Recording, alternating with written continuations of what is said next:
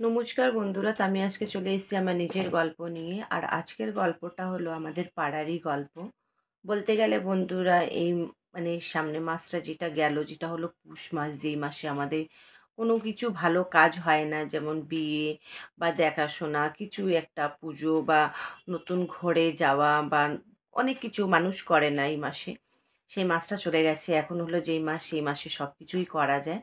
তাই এখন বলতে গেলে আমাদের পাড়াতে একজনের অনেক দিন ধরে, বলতে গেলে দিন না, অনেক বছর ধরে দেখাশোনা চলছে। সে হলো একটা মেয়ে।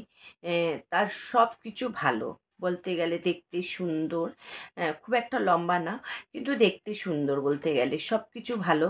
কিন্তু জানি না কেন লোকজন আসছে, দেখছে, খাচ্ছে দাচ্ছে, চলে যাচ্ছে, এভাবেই চলছে।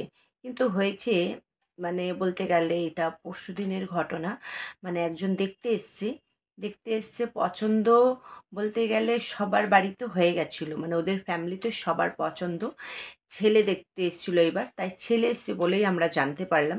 কেন, ওদের বাড়িতে সবসময় যাওয়া আসা থাকে, লোকজন দেখতে আসে সবসময়। তা আমরা জানি যে মেয়েটার অনেক দিন ধরে দেখাশোনা চলছে। এম, লোকজন আসছে দেখতে, পছন্দ হয়তো। মেয়েটা দেখতে যেহেতু সুন্দর, তাই আমরা ভাবছিলাম এই দিক দিয়ে কোনো প্রবলেম হচ্ছে না। যদি প্রবলেমটা হয় তাহলে হয়তো ছেলেদের দিকেই, ওরা হয়তো এরা পছন্দ করছে না, মেয়ের বাড়ির থেকে হয়তো ছেলে পছন্দ করতে না, হয়তো দেখতে সুন্দর খুঁজছে বা চাকরি টাকরি ভালো খুঁজছে, ঘর বাড়ি খুঁজছে, এই জন্য মনে হয় যে হচ্ছে না।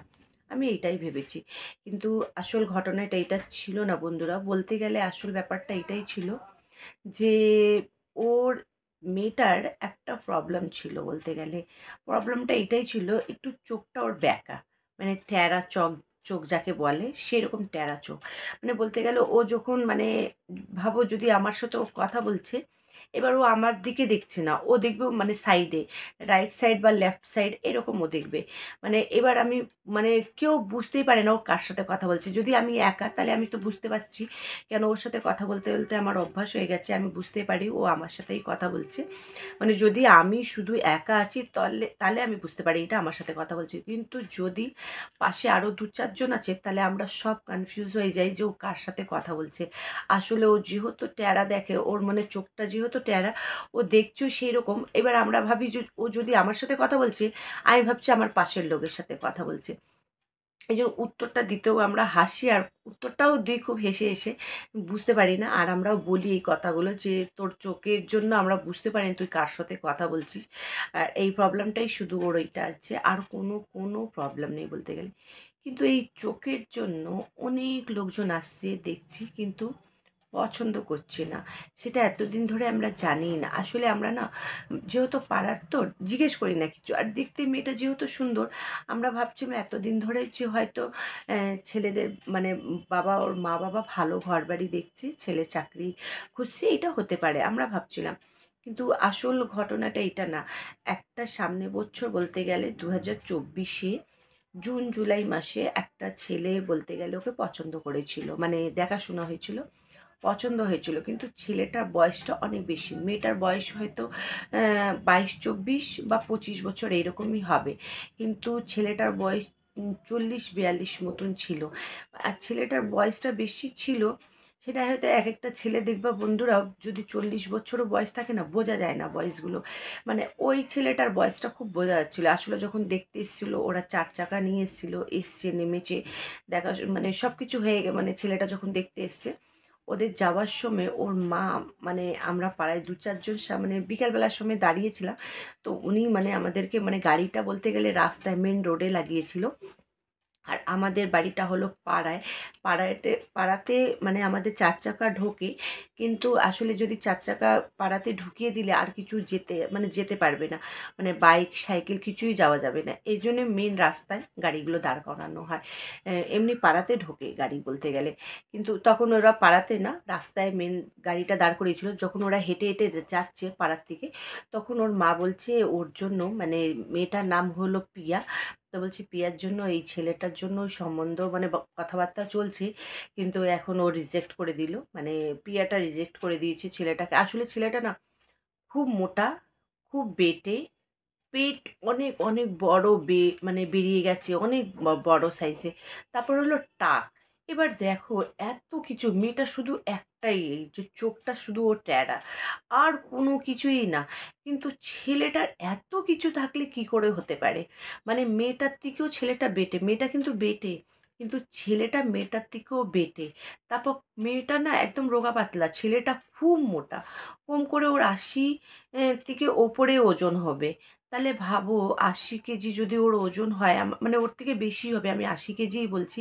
একটা খুব বেটে ছেলে না, যদি বেটে ছেলে বা মেয়ে খুব বেটে থাকলে, খুব মোটা হয়ে গেলে দেখতে ভাল লাগে না। তার মধ্যে পেট বেরিয়ে গেছে, ভাল লাগছে না।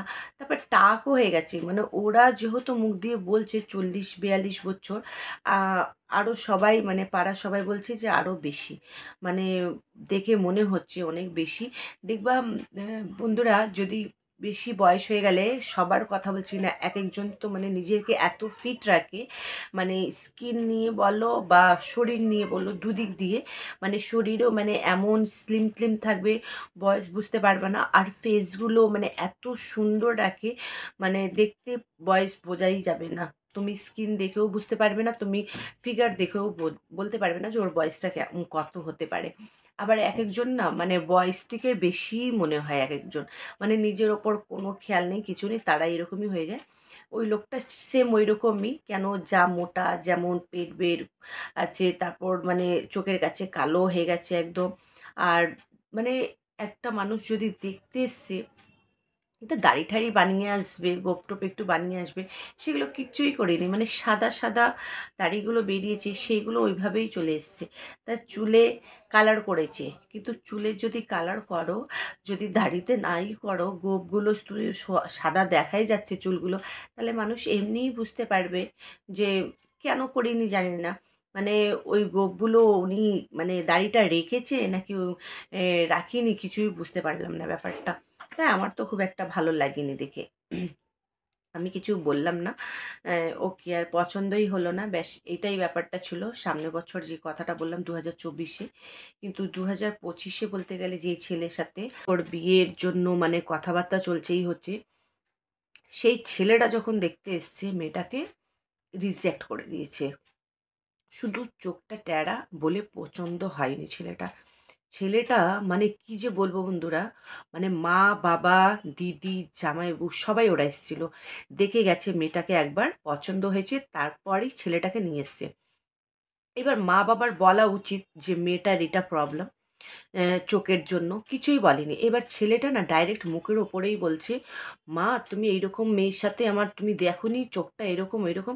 মানে একটা কেমন লাগে যদি সামনে কারোর সামনে যদি এরকম বলা হয়, ওদের মেয়ের পুরো ফ্যামিলির সামনে, মানে আমাদের সবার সামনে ও বলছে। এবার ও মানে এটা বলে ছেলেটা না একদম মানে সব খাওয়া দাওয়া হয়ে গেছিলো, মানুষ আগে ঢুকে তো চা টা তো দেয়, টিফিন টিফিন সব দেওয়া হয়ে গেছিলো, যেইগুলো মিষ্টি ফিষ্টি দেওয়া হয়ে গেছিলো, খাওয়ার পরই মেয়েটাকে দেখিয়েছে, এইভাবেই হয়।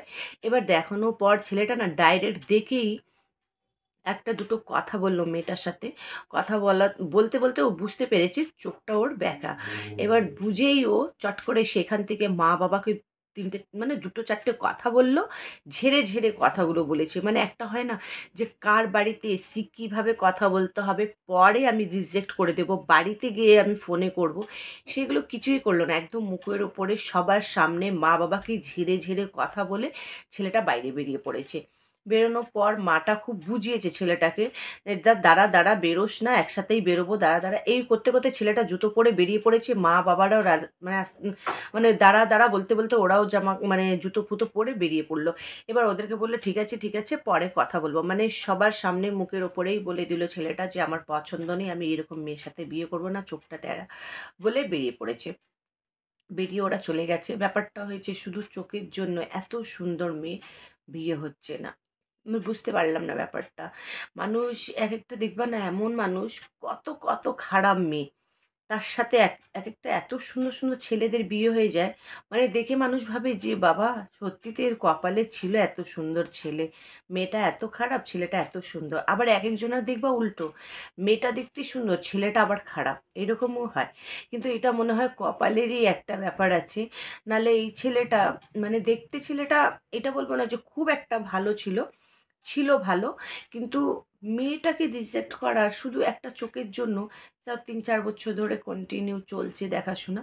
শুধু এর জন্যই হচ্ছে না। আর মেয়েটা এতই ভালো, মানে সংসারিক মেয়ে।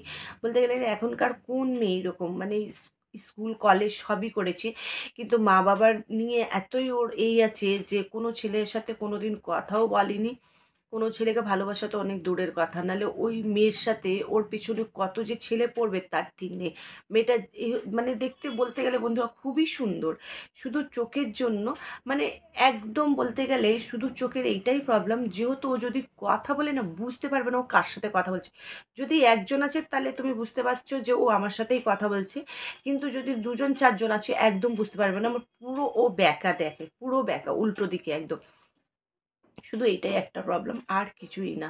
শুধু এর জন্য মানে মানুষ আসছে, দেখছে আর চলে যাচ্ছে। ঠিক হবে ওর বিয়ে। আর মানে যখন চলে গেছে ভীষণ খারাপ লাগছিল। কেন ওর মা কেঁদে, কেঁদে বলছিল যে, "মেয়ের বিয়ের জন্য এত বছর ধরে মানে খুব খরচা হচ্ছে।" খরচা বন্ধুরা হয়, যা ঘটকরা দেখায় তার পেছনে খরচা হয়। তাকে টাকা দিতে হয়। তখন ও যাওয়া আসা সবকিছু করে। তারপর যেখানে দেখতে যাচ্ছ সেখানে যাওয়া আসা, ভাড়া-টাড়া, খাওয়া-দাওয়া সারাদিন সময় এই হওয়া। আর যে কাকু, তার নিজের কাজ সেদিনকে বন্ধ করে যাওয়া, অনেক একটা এই ব্যাপার আছে। আর এইভাবে যদি ৩-৪ বছর ধরে চলছে তাহলে ভাবছো কত টাকা ওর পেছনে খরচা হচ্ছে। আর মানে ওরও ভীষণ খারাপ লাগছে মেয়েটা, কিন্তু মেয়েটা ভীষণ ভালো, ভীষণ ভালো মেয়ে। সেই মেয়ে না যার বাড়িতেই যাবে খুব ভালো মেয়ে একদম। মানে ওইরকম মেয়ে এখন খুঁজে মানুষ পাবে না। মানে এত শিক্ষিত, এত ভালো পরিবারের মেয়ে, মানে কারোর সাথে কোনোদিন মানে ওইভাবে কথা বলে না, ইয়ার্কি করে না, কারোর সাথে কোনো ছেলে বন্ধু নেই ওর। এত ভালো মেয়ে এখনকার সময় আছে কোনো জায়গা বন্ধুরা? এখন অবধি ওর কাছে কোনো স্ক্রিন টাচ ফোন নেই। মানে ওর প্রয়োজনও নেই, ওর নেই বলতে গেলে। তাও স্কুল, কলেজ সবই করেছে কিন্তু ওর নেই। তাহলে ভাবো কত ভালো মেয়ে। যাই হোক বন্ধুরা, নিশ্চয়ই ওর বিয়ে হবে। খুব ভালো ঘরেই হবে, দেরি হচ্ছে। দেরি হলেই মানুষেরই ঠিক দেখবা, সময় লাগলে আরও ভালোই হয়। আর ঠাকুরের সামনে আমি এইটাই প্রার্থনা করবো যেন ওর ভালো একটা ছেলে, যেন ওর বিয়ে হয়। কেন যেইভাবে ওকে রিজেক্ট করে যাচ্ছে না, ও খুব খারাপ লাগছে ওর। কিন্তু না ও সবার সামনে না হেসে একটু কথাগুলো উড়িয়ে দেয়। কিন্তু আজকে মানে বলতে গেলে ও কথা বলতে, বলতে ওর চোখে যা জল দেখেছি না সেটা দেখে আমার ভীষণ খারাপ লেগেছে। আমি ভাবতে পেরেছি যে ও হয়তো সবার সামনে বলতে পারে না, কিন্তু ওর মনের মধ্যে অনেক রকম কথা আছে, সেগুলো ও খুলে বলতেও পারছে না। আসলে হয় না যে ও তো বুঝতে পারছে মা-বাবার কত কষ্ট হচ্ছে, এইভাবে দেখে, দেখে রিজেক্ট করে যাচ্ছে। আর ও কি করবে বেচারি? তাই ও কারো কাছে মানে কান্নাকাটিও করতে পারছে না। তাই আজকে দেখলাম কথা বলতে, বলতে যা ওর চোখে জল চলে এসেছে না, আমি পুরোটাই বুঝতে পারলাম যে ওর মনেও অনেক দুঃখ কষ্ট আছে, কিন্তু ও কারো কাছে বলতে পারছে না। কিন্তু ঠিক দেখবা ওর ভালো ঘরেই বিয়ে হবে। হলে নিশ্চয়ই আপনাদেরকে জানাবো। আর মানে শুধু চোখের জন্য বিয়ে না হওয়ার আমার ভীষণ খারাপ লাগছিল।